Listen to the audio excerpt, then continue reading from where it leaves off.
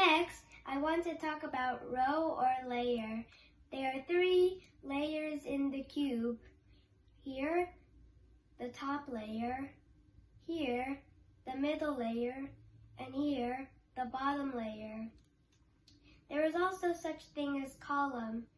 Here's the first column, here's the second column, and here's the third column. There's also something called diagonal, which is something like this. It doesn't have to be a full diagonal.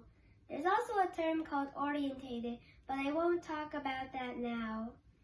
I'll use my second cube to demonstrate what diagonal is. Aha! There's one diagonal, yellow.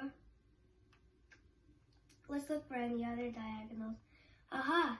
There, another diagonal, yellow again. Aha! Orange. And aha! Green.